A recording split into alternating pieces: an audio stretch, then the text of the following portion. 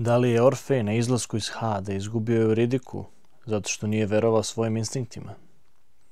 Kako se ti mitovi o podzemlju precrtavaju na naše nesvesno? A kako se naša psiha odnosi sa njime? I da li ispod tog mulja nesvesnog postoji blato koje za nas može biti lekovito? U čupanju iz njega pomoći će nam psiholog, psihoanalitičar i osnivač IPAL instituta, Matija Žrogovec. Ja sam Kosta Talbić. Dobrodošli u Metafizika podcast.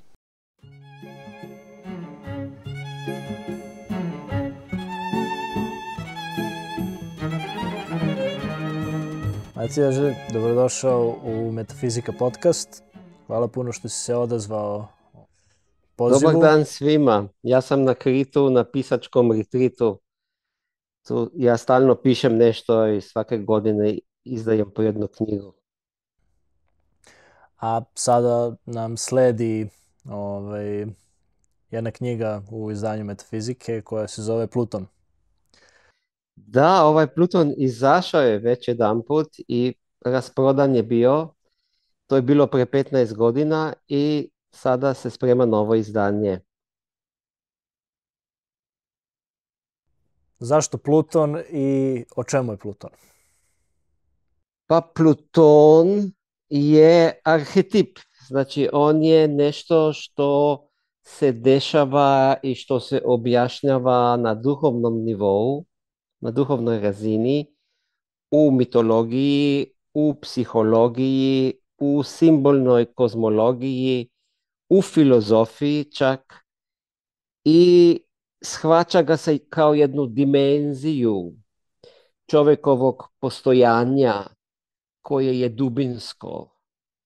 Znači poznavali su ga već stari Grci kao to je bio Had, znači prostranstvo podzemnoga mira, podzemnoga sveta. I to je bilo nešto što je uvijek izazivalo ljudsko divljenje i bilo je i nešto što nikad čovjek nije mogao do kraja da upozna, taj arhetip dubine, dubinski put. Isto tako on se isto tako interpretira u nekim duhovnim tradicijama kao sudbina, kao tri žene koje poricaju budućnost. A i u Platonu se on pojavljuje posrednim putom kao necessity, ananki na grčkom, kao nužnost. Ono što je nužno, to je Platonov bog ostavio Plutonu, odnosno Ananki, i priznaje da ne može cijeli kozmos da sredi, nego da postoji jedan faktor, podzemni faktor, dubinski faktor, koji ima svoju volju i koji treba da se sluša. Da, te tri sestre Mojre koje spominjete Da, Mojre, u tako, na knjizi, srpskom isto da, se kaže. stvarno mislim prolazite kroz razne mitove, analizirate i stvarno jeste taj mit ideja Plutona i podzemlja jako plodna i u mitologiji, a i u psihologiji kasnije. Pa, tako je, mislim da možemo reći da je cijela psihoanaliza, ono je izučavanje, ono Freudovo otkriće podsvesnog i onda Jungovo nesvesnog i onda arhetipova, taj cijeli svet je u biti nešto što je nevidljivo običnim okom i samo se može razumjeti pomoću psihičkog oka i kao što ja nazivam psihički kogito, u koji nas je uvela psihoanaliza preko Freuda, Junga i onda i njihovih učenika.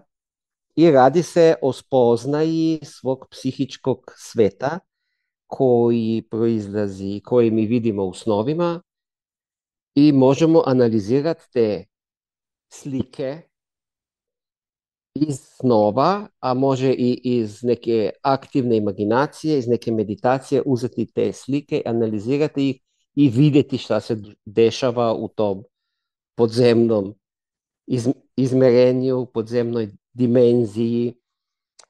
vlastitog nesvesnog koji se cijelo vrijeme dešava, a vidimo ga u noći većinom, vidimo ga i pomoću emocija i unutarnjih doživljaja. Da. I vi spominjete baš kroz tu i aktivnu imaginaciju da, znači, imamo, pa recimo možemo ih nazvati dve neke tehnike ili pristupa. To je psihološka astrologija i jedna je kosmološka simbolika. Kako se one Da, razlikuju i kako koja pristupa simbolima i nesvesnom? psihološka astrologija je jedna nauka koja se razvijala nekoliko decenija u 20. veku pomoću Liz Green, Stephena Roya i drugih psiholoških astrologa. No, kad se izučavaju arhetipovi kao planete, znaki zodijaka, aspekti i tako dalje, to u biti više nije astrologija, nego to postaje kozmologija, jer pomoću tih arhetipova koje mi nailazimo u natalnoj karti rođenja, odnosno kozmogrami, mi ostvarujemo značenje života. Zbog čega mi se nešto dešava, što je značenje ovog doživljaja, zašto mi se život okreće ovako i ovako, zašto me napadaju simptomi za koje nisam ni znao da postoje i šta želi simptomi od mene. I takav pristup zajedno sa aktivnom imaginacijom, kad se radi na psihičkoj dimenziji, osnova je i takozvane metode IPAL, koju smo razvili na institutu IPAL u Ljubljani, koji radi već 30 godina. Ja sam dosta dugo radio i u Beogradu sa grupom za analizu snova i sada verovatno ću se vratiti da prezentiramo tu novu knjigu koju izdanje Metafizika planira uskoro da bude ponovo na knjižnim policama u fiocima u Beogradu, Novom Sadu i drugdje širom Srbije i bivše Jugoslavije. I ja se radujem tome.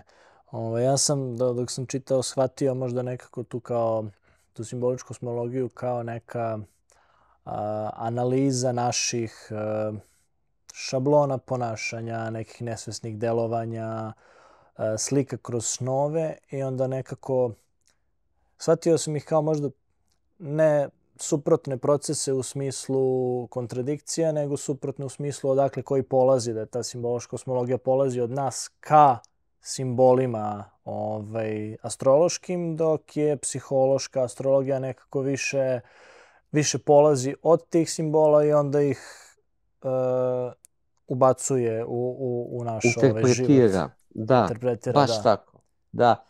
Na primjer, ako jednom čovjeku se snilo da mu je leva ruka mu je bila, mi kažemo, odrevenela na slovenskom.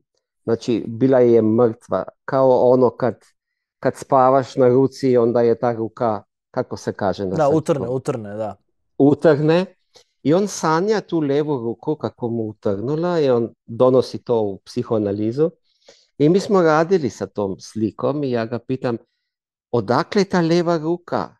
I on kaže, leva ruka, sjetio se, to je bilo u srednjoj školi, jer mu je učiteljica, tada je to bilo još pogrešna ruka za pisanje i za crtanje, i tada još je bilo to naučno, kao nije dobro. I kaže on, ja sam pisao i crtao levom rukom, ali nisam smeo. Ali desilo se i to da je on levom rukom nacrtao odličnu sliku koju je i učiteljica pohvalila, no on je na to zaboravio. I to je bio tabu, znači leva ruka je značila tabu. A taj čovjek je mnogo je potentan u svom poslanstvu, u svom zanatu, on spašava ljudske živote, on je jako bitan za društvo, ali on je cijeli je racionalan, mora da se bori razumom, interpretacijama naučnim i tako dalje i on nema vremena za tu vlastitu kreativnost. I to je taj simptom koji je plutonski, pošto se on javio kao tabu i on je došao u psihoanalizu jer je bio depresivan, on više nije imao energiju, a sada ova slika iz sna pokazala nam put preko ovog simptoma, ove utrnule leve ruke, koje je simbol njegove represije, kreativnosti koju nije mogao da ispolji. Kad sam ja pogledao onda njegovu kartu, kozmološku kartu ili natalnu kartu, pozicionirali smo tu sliku u peto polje, pošto je tamo u petom polju se nalazi Pluton u njegovoj karti. I onda smo mi shvatili, dobili smo nove informacije, on ima 2 sina. I pitao sam kako ova sada leva ruka može da obnovi odnos sa sinovima, oni su u puberteti, oni trebaju oca, međutim on nekako je zaboravio na to vreme, na quality time da provede sa njima. I onda se on setio da se vrati, počne da crta i sada on crta sa ovim mlađim sinom koji mu je najviše je vezan na njega. I oni su počeli zajedno da crtaju i tako su oni oslobodili tu utrnulu levu ruku. A to je bio slika iz podzemnog mira sveta. Ja dosta radim u Rusiji, tako da mi dođe i neka ruska reč, ali mislim da se razume. I on je dobio energiju, on je shvatio, on je dobio značenje. To je to, znači ja mogu nešto da uradim za sebe, svoj odnos sa sinom, pošto peta kuća u tradicionalnoj simboliki su deca, vlastita deca i to je taj sin njegov koji ga je čekao neko vreme jer se on udaljio nehotimice zbog puno posla i ambicija i tako je počeo taj njegov put transformacije plutonske u kojoj on na novi način istražuje sebe, svoju unutrašnjost i tako on može da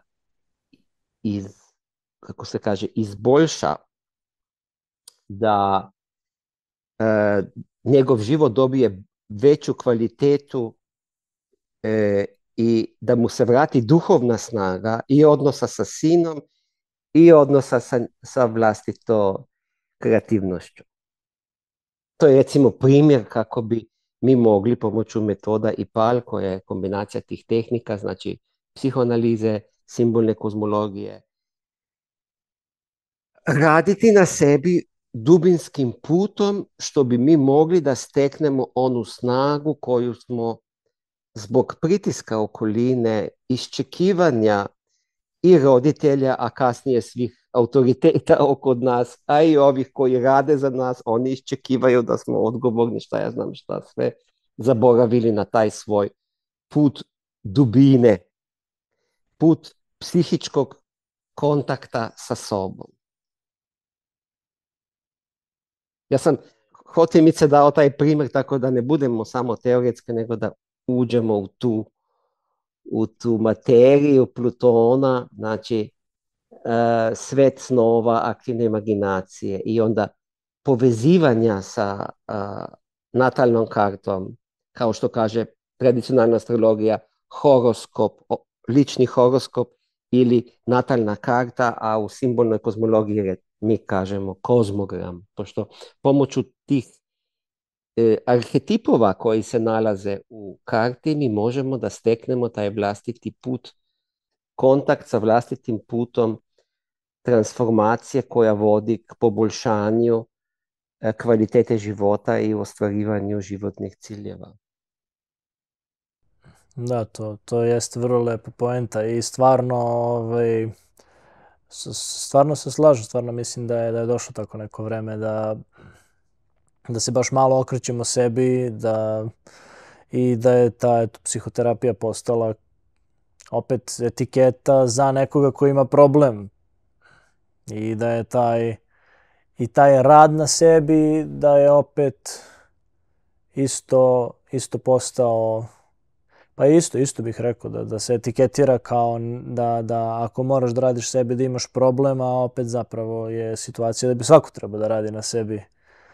Pa Kosta, Ali, to si jako dobro rekao, jer svi mi patimo za simptomima koji nas, oni žele da nam kažu nešto. Ne. Ja sam imao sada upalu fascije, to je sada u mojim godinama dosta normalno, bit ću 60 sljedeće godine, fascija na peti, ona ponekad se upali. I onda sam se ja pitao šta želi život od mene, i onda sam to meditirao, razgovarao, sam vidio da moram da poduzmem odluku na radnom mjestu koja uopšte nije popularna i trebao sam to da napravim iako nisam hteo, ali simptom mi je to kazao, napravi korak, Matjaže, moraš ići dalje, nemoj da čekaš jer ćeš upropastiti šansu da svi zajedno idemo dalje, tako nešto. Neću vam sada reći podrobnosti, pošto sam još u tom procesu, ali mi stalno imamo simptome. Čak i bol zuba ili neka upala kože, koža je simptom odnosa sa okolinom, naročito alergijske stvari, one su pitanje granica sa okolinom, kako ja stojim sa granicama, na primjer u odnosima i tako dalje. I pa zato, praksa zato, psihoanalize, 30 godina radim kao psihoanalitičar, ubedila me da treba da poštujem to, iako na prvi pogled neki simptom izgleda mnogo nerazumljiv, a uvijek je iracionalan, naravno, pošto pomera naš a naš želi da interpretira nešto, ali nije u pravu.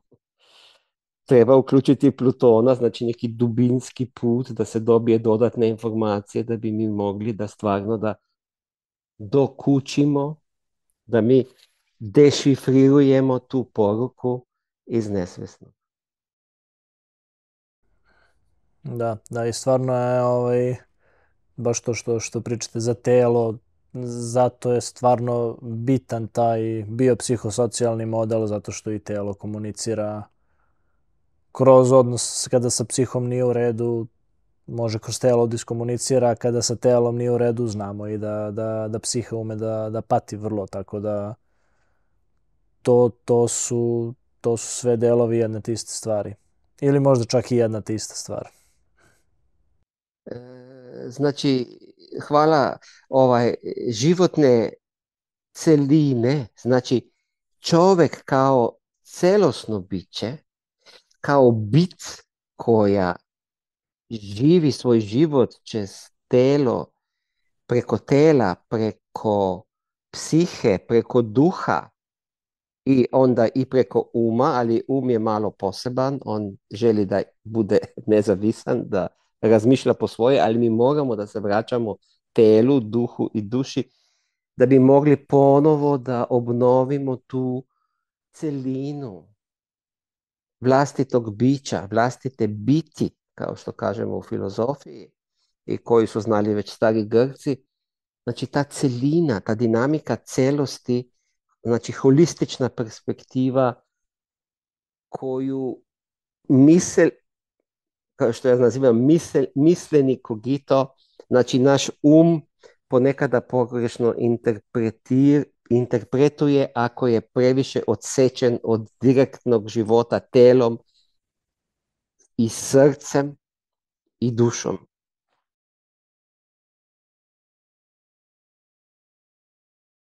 Kako ste uopšte došli do te ideje za IPAL? Da li se nešto Ja desio? sam toliko studirao tih različitih nauka i umetnosti, od psihološke astrologije u Londonu, pa onda u Beču jungovsku psihoanalizu, pa sam to završio. 6 godina je trajalo i vozio sam se iz Ljubljane u Beč, skoro me ubio taj put. Ali nije me ubio, ojačao me. I našao sam tu neki put i onda radio doktorat iz psihologije. Izučavao ljudsku seksualnost, napravio psihološki doktorat iz seksualnog ponašanja, arhetipovi seksualnosti.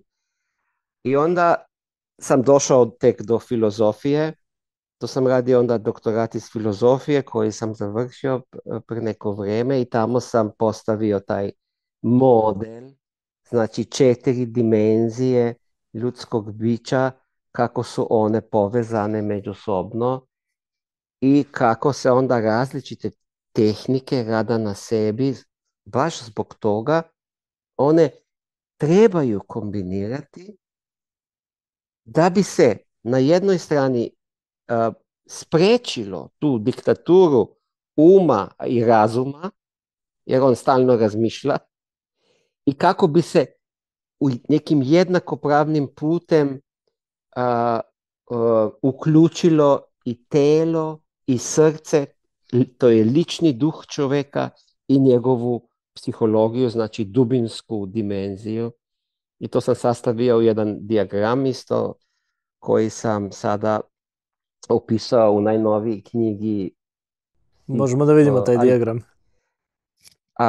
Evo, to je alhemija simptoma.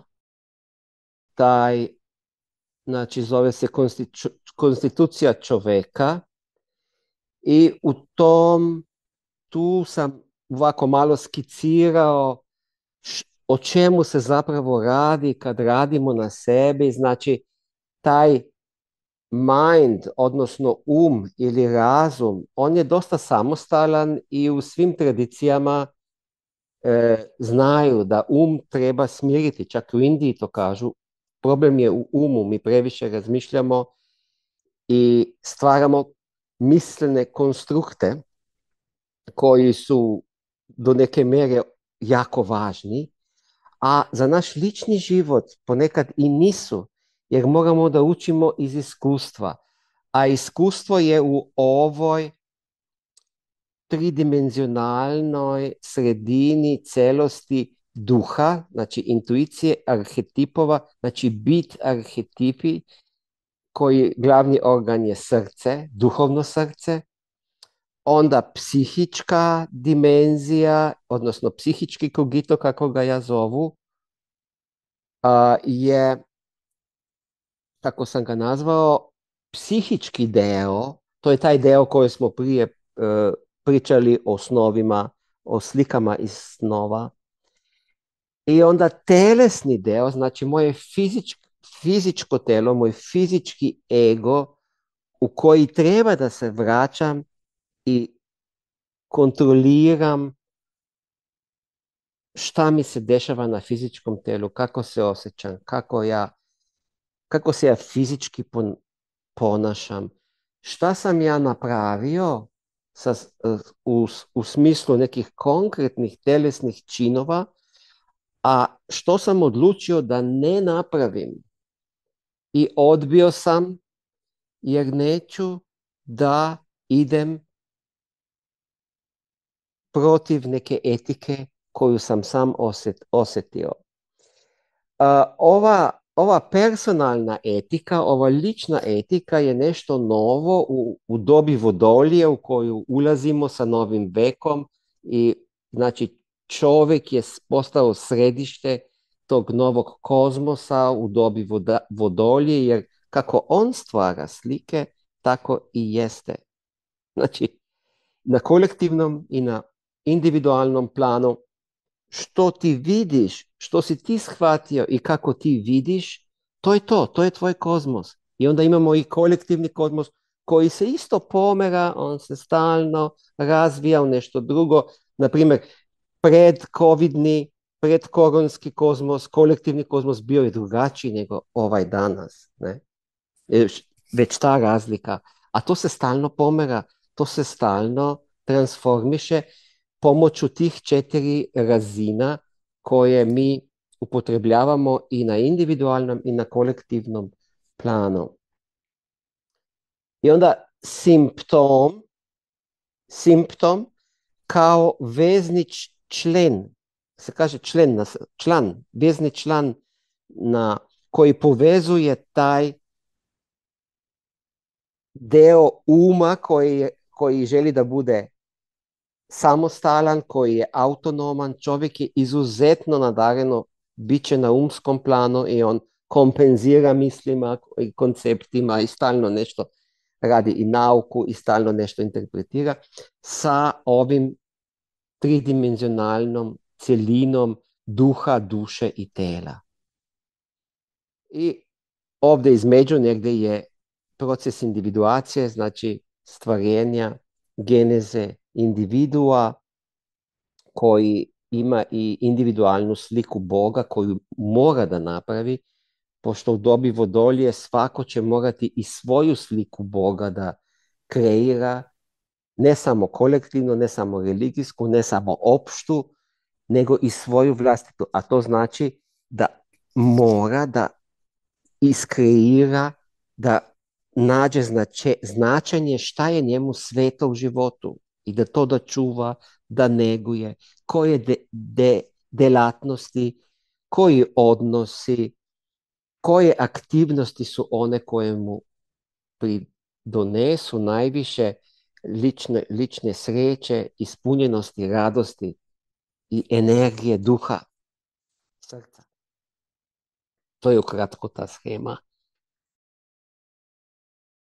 Šta je mene tu zanimalo? Mene je tu zanimalo, pošto naravno pričamo o tom procesu individualizacije i u suštini to je nešto duboko u nama. A kada pričamo o bogovima, božanstvima, to je uglavnom nešto što je, ili što se bar prikazuje kao nešto što je van nas, što je mnogo daleko, kako Ipal i kako ti uopšte shvataš individualnu sliku Boga i zašto je ona bitna za proces individualizacije? To je baš tema koju sam radio za doktorsku disertaciju iz filozofije, pa mogu nešto da kažem. Evo, sad ste me našli da pričam o tome. Meni je ideju dala Jungova Crvena knjiga, ja mislim da je ona na srpskom isto tako izdana. I tamo on priča kako je išao u dubinu, znači u plutonsko prostranstvo, kad se rastavio sa Freudom i on je počeo da istražuje svoje nesvesno pomoću aktivne imaginacije. I tako taj proces u kojem je on radio na sebi, istraživao tu unutrašnju psihičku pokrajinu i crtao je i slike, pisao dijaloge sa figurama koje je tamo sreo i tako je on razvio pomoću tog iskustva tu sliku ličnog Boga. Znači i to mi se jako dopalo, pošto to je to što mi radimo i na Ipalu i to što radimo i kada radimo u svakoj dubinskoj metodi rada na sebi, ne samo metoda Ipale ili psihoanaliza. Mi nailazimo na neke delove samog sebe do kojih nismo imali dostup, ali oni nam daju, oni su vrelac energije psihičke i duhovne. Tako kao i ovaj pacijent koji je našao taj simbol utrnule ruke i onda je on shvatio gdje je. On treba da radi nešto sa rukama, da crta, da provodi kvalitetno vrijeme sa sinom i tako dalje i radi na sebi. Tako on sada i u psihoanalizi dosta crta i donese te slike na kojima onda radimo, razgovaramo. Znači, taj put, lični put, nije to neki narcisistički put, nego je to uvek u odnosu sa kolektivom. Znači, nema individuuma ako nismo u odnosu sa kolektivom. Znači, šta će ti neki individualni svet ako nije nešto i za druge, ako i drugi nemaju nešto od toga i ako oni ne traže da budeš takav kakav jesi. Autentičan. I to je biti to jako jednostavno, a i u jednom i teško. Jer najteže je biti autentičan i najlakše je biti ono što bi drugi htjeli od nas. Tako? Jer puno lakše je ispunjivati iščekivanja nego pokazati neku originalnost, autentičan put. I drugi ljudi, oni znaju, oni osjećaju kad smo mi autentični i oni to prihvate.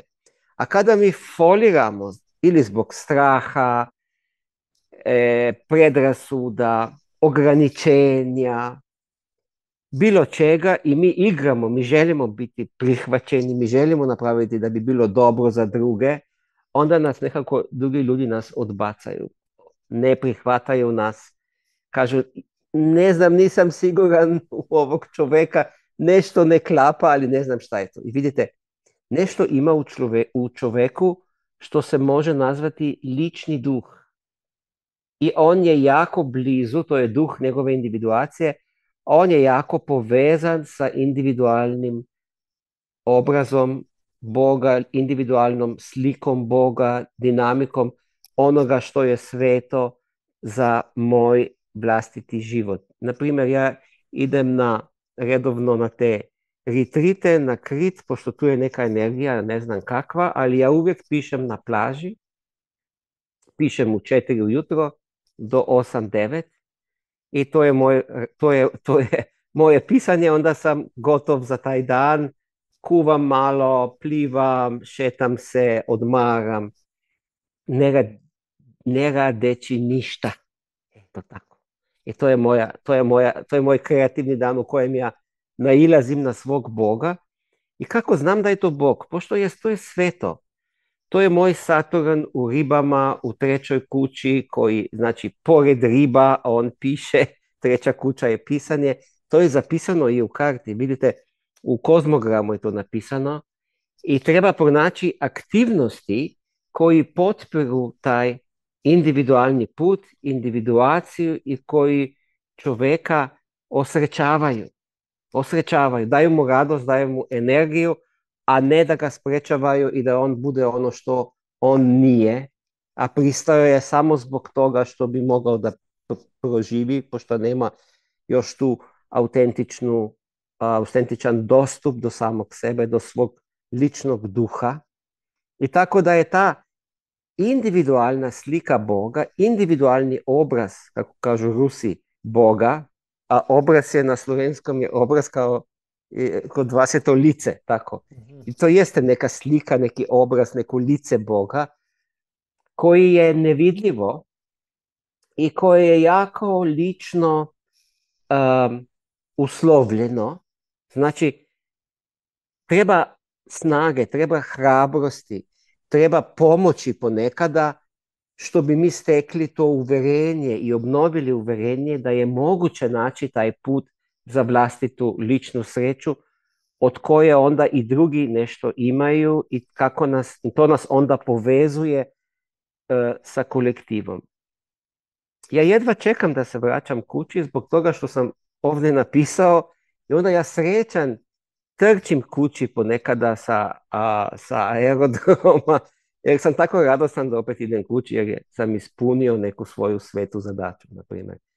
To su takvi primjeri i svako od nas zna šta je ona djelatnost koja mu donosi tu energiju, tu kreativnost, tu sreću koja ga ispunjuje i daje mu plus, ne? Daje mu u energiji, to je svetla aura, to je jasan izgled, to je direktan, ne treba agresivan način govora, može biti više agresivan, zavisi sve od ličnosti, svaki čovjek je neponovljiv i ličnost je produkt individuacije, ali uvijek ona mora da je u nekakvoj vezi sa kolektivom. Znači, mora biti kolektiv iz kojeg mi crpimo i vraćamo se u njega. To je u principu glavni proces čovjekovog razvoja u dobi vodolije. Znači, moraš da radiš na sebi ne samo zbog toga da budeš ti bolja verzija samog sebe, nego i što ćeš i biti i za kolektiv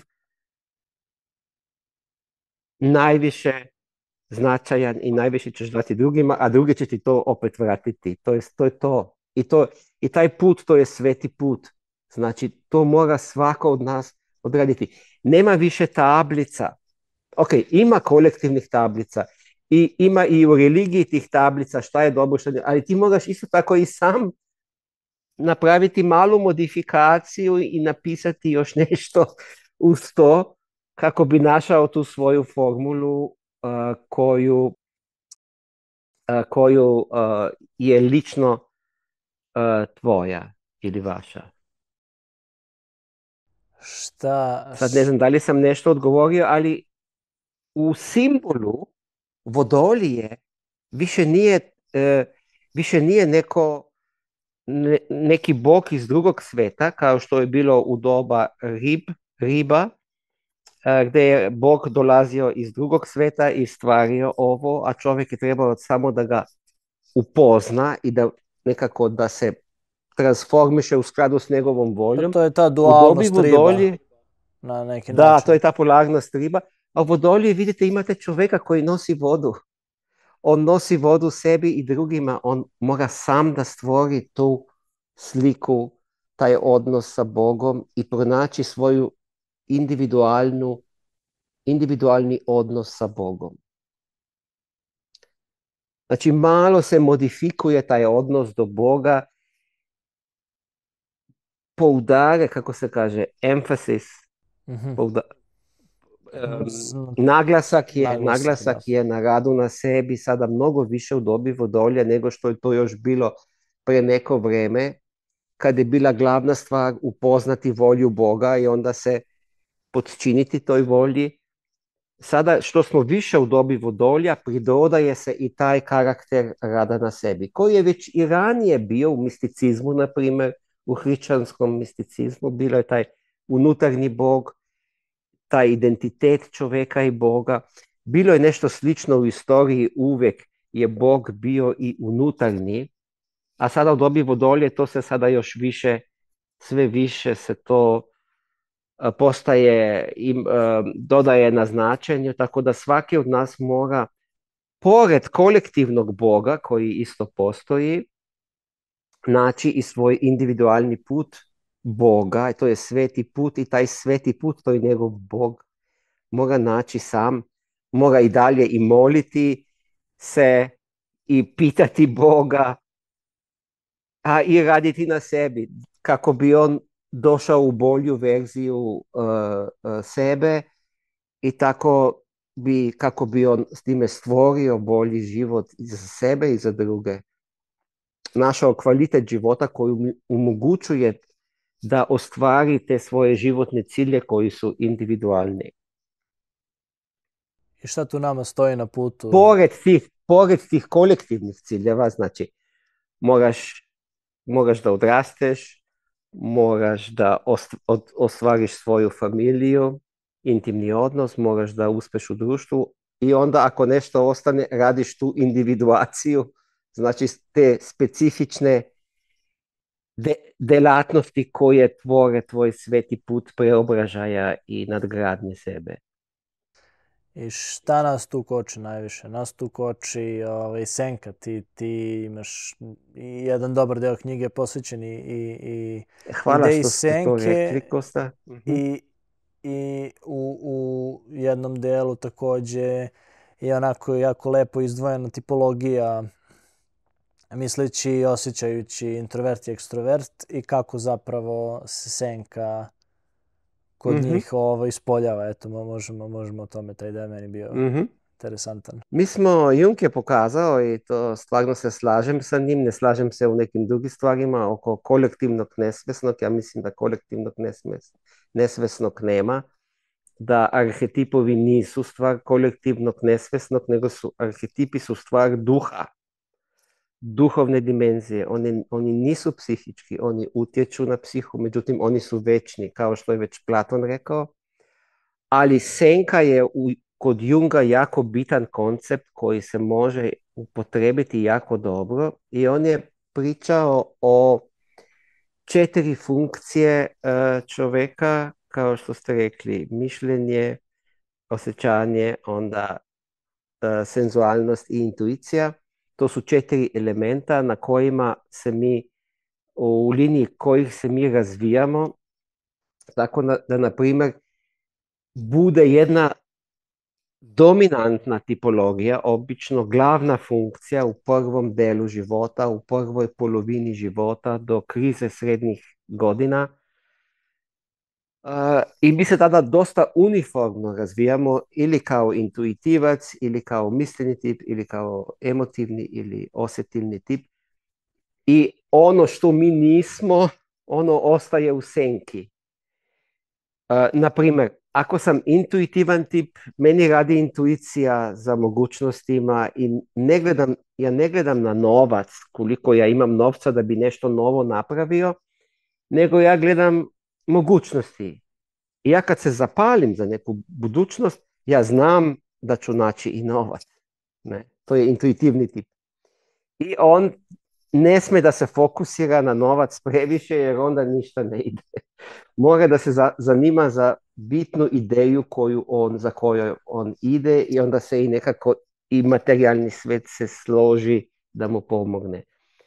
A obrnuto, ako imamo osjetilnog tipa, znači tip koji on je više prilagođen na materijalnu, fizičku realnost, on mora prvo novac da ima. Kad ima novac, on može dalje. On radi sa novcem, njemu je novac kapital. Njemu su telesne stvari kapital. On ne sme da gleda na ideje, on mora da gleda na biznis. I on kad gleda na biznis i kad je on stvaran, kad je on realan, ideje će ga podržati, dobit će nove mogućnosti raširenja posla i tako dalje. Tako da ta tipologija jako je bitna, naročito do 40. oko 40. kad dođe taj životni prelaz i onda se to zaokreće. Ulazimo u krizu srednjih godina i onda treba nekako da smo sve, da postepeno osvojimo sve 4 i tada u biti započinje individuacija u tom užem smislu, znači dubljem smislu reći rada dubinskog rada na sebi. Da, u trenutku, znači kada osvestimo šta nam tačno fali, na čemu treba da se radi, pa i ne znamo. Ja mislim da je to jako bitno, su znali već grčki filozofi. Prvi uslov rada na sebi da ne znaš. I kad ti dođeš terapeutu ili ne znam, i pal metodu, psihoanalizu, ne znam gde, i da ti terapeut kaže, gospodine, i ja nemam pojma. I to je jako bitno da nemamo pojma. Idemo sada da vidimo šta ste sanjali, koje slike vam proizlaze, koje su okolnosti u životu. Pa ajde da odradimo nešto, da spojimo te 4 razine vašeg bića i onda nešto će proizaći i ono što proizađe obično nije to što bi mi željeli. Tako da rad na sebi i ne osrećuje uvek, ali odradi nešto autentično što nas približi našoj vlastitoj biti i omogućava nam tu autentičnost koja je stvarno sveti kvalitet života. To je nešto što je jako blizu našoj ličnoj slici Boga.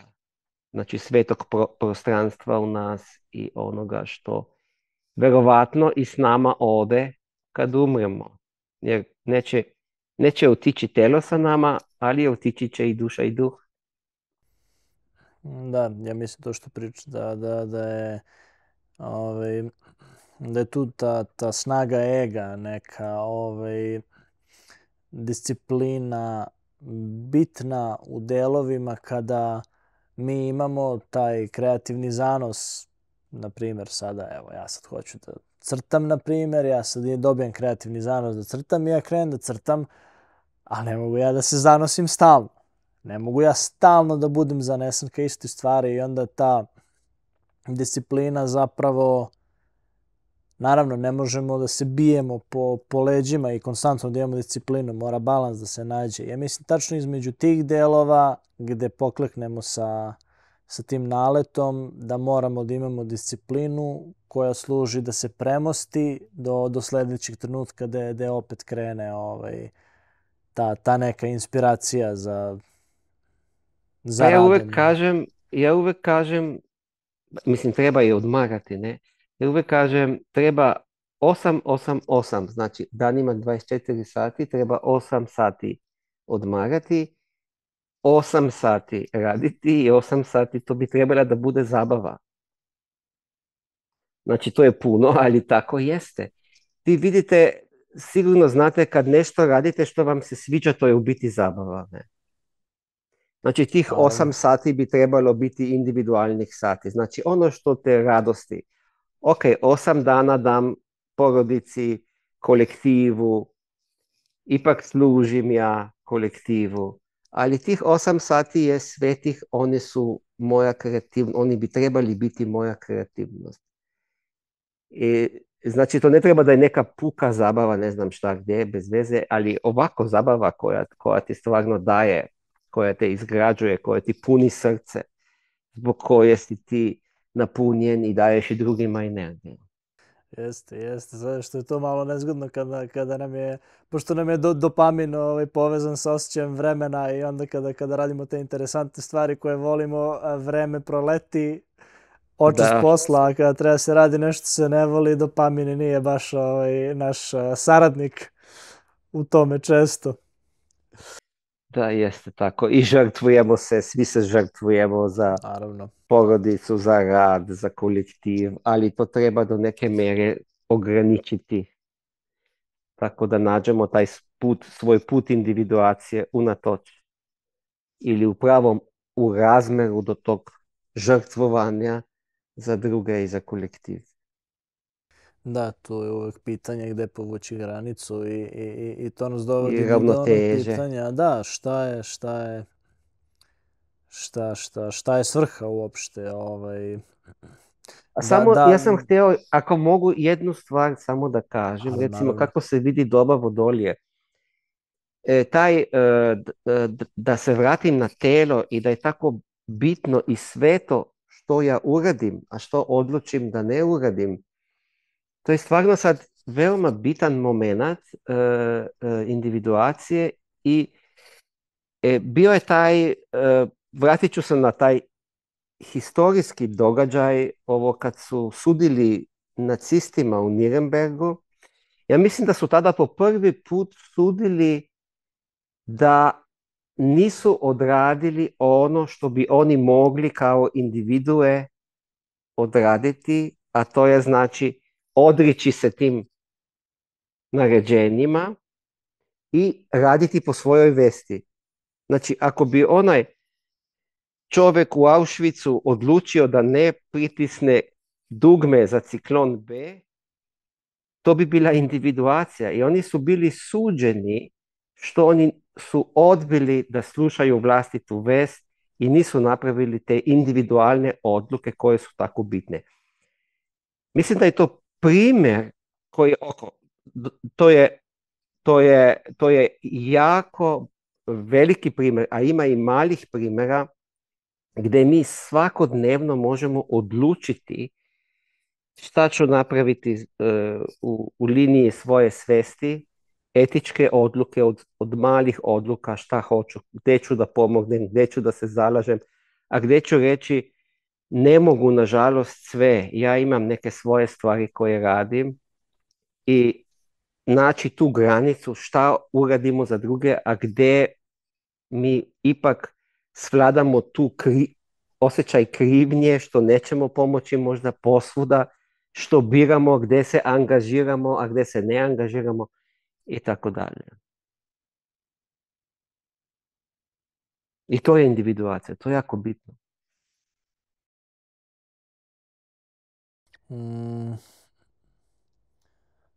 Da, teško je povući granicu. Jako teško, to je umetnost. Jeste, ali opet je to neko je... I opet svako nije ni do samo granice, nego je opet mislim, naravno i do granice, ali i do mogućnosti šta ko može da ponudi u tom povlačenju granici. To nas opet vraća na pitanje svrhe koja bi trebalo da bude, jer sad ako krenemo pod tom pretpostavkom da je bitan taj proces individualizacije, da li bi to onda značilo da svaku svoju svrhu ima, da li se onda okrećemo tom egzistencijalizmu, da li se okrećemo, znači, da li se pozivamo na to kolektivističku ideju da postoji svrha, da li idemo nekom eshatonu, mislim, gde je kraj, šta je? Mislim, svaki od nas zna kako služi kolektivu i kako on zaboravi na sebe u tom procesu, jer radi za kolektiv, radi za druge, radi za porodicu, radi za prijatelje, onda radi za susjede, poslijepodne gradi se kuća kod susjeda i tako dalje. Ali treba znati granicu. Ja mislim da je to ta čarolija koja je potrebna, magija koju mi sami stvaramo svojim odlukama i koju trebamo pronaći. Do gde idem u toj pomoći, a gde ću raditi onda i nešto za svoje srce. Da.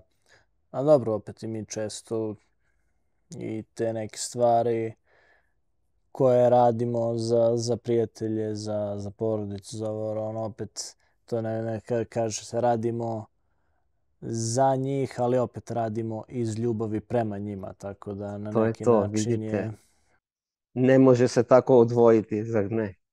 To je isto ljubav i isto napunjuje srce i jako je bitno. Možda to ide u onih 8 časova zabave, ta pomoć. Aha, moguće, moguće. Ove, Mi smo baš ovdje tu u tom procesu traženja ravnoteže. Treba da je iskreno, onda je u redu. I susjed će da razume ako ima nešto da se pomogne, da se odradi nešto, pa se onda ide dalje. Ako, ako smo iskreni koliko možemo, a koliko ne. Ali teško je ponekada naći neku granicu koja je dobra, ali mora biti vlastita granica. Onda je u redu, onda će i drugi čovjek shvatiti. da. Skoro sam bila neka promocija knjige i sad seća se da je čovjek pisao o toj ideji, pošto ti si dosta u knjizi analizirao mitova, pričao je o toj ideji heroja kao štetnoj po čovečanstvo, pošto traži od njega da predstavlja neki ideal koji sa sobom nosi ogromnu količinu žrtvovanja koju najverovatnije nismo mogući da nismo spremni da nosimo. Pa baš to. I na nekom raskršću heroj mora da umre, a čovjek ide dalje. Čovjek ne može biti cijeli život heroj. Ubiće ga to, a ako se previše žrtvuje, ljudi ga neće ni ceniti. Znači, heroj je isto arhetip, a taj arhetip služi naročito u prvom delu života. Mi moramo da se pokažemo, mi moramo da smo heroji, da napravimo nemoguće, ali onda treba to prestati i početi se okrenuti prema sebi i izgraditi iz sebe i napraviti nešto što možda nije ni famozno za cijeli svet. Vi nađete individuirane ljude na selu, oni znaju šta im donosi život i kako su oni kreativni u toku tih dnevnih događaja, dešavanja, redoslijeda koji radi sa stokom, radi na zemlji, ne? Onda ide da se moli i tako dalje. On ima taj svoj put koji je put individuacije. I on je autentičan, jako autentičan, pošto on živi sa zemljom, živi sa realnošću. Tako da možete naći ljude koji su našli taj svoj put individuacije bilo gde, a nisu oni ni toliko poznati, ali oni su napravili svoj život. Ne? I onda neko koji samo još meditira, ne radi više ništa. To je još jedan primjer individuacije i mislim da u Indiji imaju tu tradiciju da u posljednjih 7 godina preživiš u samoti. Znači, naročito ako nisi dosta to ranije prakticirao, moraš barem onda to da napraviš, da se približiš transcendenciji i da Da možeš da naučiš da primarno umreš. da umreš. Da. Šta biste rekli, šta je, koja senka ili koji arhetip senke je možda danas najzastupljeniji? Pa ovo što ste već rekli heroj, heroizam, taj heroj. Jedini heroj u grčkoj mitologiji koji je prošao e, u tom putu preobražaja bio je Odisej. Jer je on slušao Kirku pa je ostao kod nje i onda mu je on se podčinio toj Kirki za neko vrijeme, znači tom plutonskom prostranstvu i sačekao je tamo kod nje i onda mu je ona pokazala put preko Hada gdje je sreo svoju mrtvu majku i tamo se on oprostio od heroja. I stari Grci su znali, imali su to mudrost arhetipova koji su oni ispoljavali u tim bajkama, koji su oni i dobili, one su bile i starije mitovi koji su oni preradili i kako je nužno to prestati biti heroj na nekoj točci. I podčiniti se životu i prestati željeti stalno ga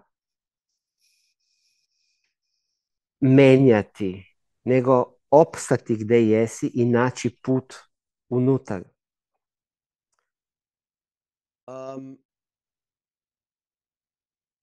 Ono što je stvarno bolest je kako što ja nazivam promiskuitet, a ne samo seksualni promiskuitet, nego i promiskuitet u shoppingu. Posvuda se ide na tu konzumaciju, na brzu konzumaciju, naročito u velikim gradovima, i onda se zaboravlja na tu duhovnu potrebu po kontaktu sa sobom. Ja mislim da je to najveća bolest ovih prvih vekova dobe vodolije, gdje se stvarno kompenzira se shoppingom, hranom, pićem, seksualnošću nekada. Izbjegava se tu potrebu opstati i ići u dubinu, ići u sebe, naći meditaciju, naći rad na sebi i sebe Bežimo, promeniti, da, i prestati konzumirati stalno nešto. bežimo od Plutona, a ne znamo da zapravo idemo ka njemu. Svi ćemo da umremo. O, I bolje je malo prije poraditi na sebi da ne bude onda frke jer ne znaš gdje ideš. Kad se već malo ranije spustiš unutra, onda prepoznaješ taj put malo više. Prepoznaješ arhetipove i to je jako bitno da se spremiš i za tu konačnu tranziciju koja će da bude u našem individualnom životu. Znači, A to je ono što imamo, to je ono najveće što imamo, svoj individualni život. da, nadam se da će ovaj podcast da pomogne nekome da pođe u susret Plutonu. Nadajmo se. Kako, šta nas očekuješ? Koje knjige trebaju da izađu uskoro? Znači, Pa jedna je sada ćemo definitivno imati Pluton. Da, Pluton, ja mislim da je najavljen. Kao Pluton, on uvijek malo steže i retardira i uvijek malo kasnije izađe, a to je njegov arhetip. Kaže on, čekaj, da vidim da li znaš da čekaš. Dobro, Tako da je dobro. i on sada bi već trebao, ali sad je još negdje u tom međuprostoru se on obrađuje i štampat će se uskoro. I onda radit ćemo ta dva događaja 22. novembra u Beogradu, kasno poslijepodne, oko 5, pola 6. Nismo još lokaciju odabrali sa Aleksandrom iz izdavačke kuće Metafizika, koja će po drugi put izdati tu knjigu. I to je bilo prvo izdanje Plutona, osim u Sloveniji. Onda je izašao u Beogradu, a onda je izašao u Budimpešti, mađarsko izdanje, par mjeseci kasnije, i onda je ove godine izašao na engleskom. Pluton, a sada drugi put na srpskom. Ima i drugih knjiga koje ćemo isto, nadam se nekako, kad bude vreme i kad one sazre, da se objave na srpskom. A radit ćemo i u Novom Sadu taj događaj sljedeći dan, to je u subotu 23. novembra 2024. godine u podne u 12 sati u Novom Sadu. A u obe prilike predstavit ćemo i metodu IPAL, kako se raditi na sebi pomoću metode IPAL. Sa mnom će biti i tutorka iz Ljubljanskog instituta IPAL, Nadine Radeski, koja će pokazati te tehnike za ljude koji žele i verovatno će se oformisati jedna online grupa koja će raditi online, a redovito i u fizičnom prisustvu. Nadine će redovno ići u Beograd iz Ljubljane. Ona je Dalmatinka, mama je njena Makedonka, tako da raduje se što će se vratiti bliže svojim korenima. Korenima. Na ruskom je kornjima, kako je na srpskom? Pa korenima, slično. Korenima, da. Ja nemam direktnu srpsku krv, ali ima nešto kod moje majke, jer ona je iz Bele krajine i tamo je jedini deo Slovenije gdje se pleše kolo. Stvarno. Metlika. I oni imaju tamo srpsko poreklo. Znam ja uvijek kad idem u Beograd nešto prepoznajem iz ponašanja, iz mimike, iz načina govora koji me podsjeća na majku. To je lepo. I knjiga koju tu pišete, ona je, kako se zove? Sada pišem baš knjigu o individuaciji, Kosta. Nisam vam to još rekao, ali sad završio sam prvo poglavlje i sada pišem drugo. Tako da pišem o simptomu kao simbolu individuacije baš danas, baš jutros. I to ću polako da finiširam u jednoj godini. Radim i online seminare na engleskom, pa onda pišem poglavlje, a onda i seminar i tako. Idemo polako dalje. Matjaže. I vidimo se u Beogradu, ja stvarno se radujem u novembru. Hvala još jednom što si se odazvao za podcast i evo, mi se sigurno vidimo, ja ću doći na promociju knjige, a nadam se da će i gledalci doći. Hvala. Vidimo se. Pozdrav svima. Ćao. Pozdrav. Ćao.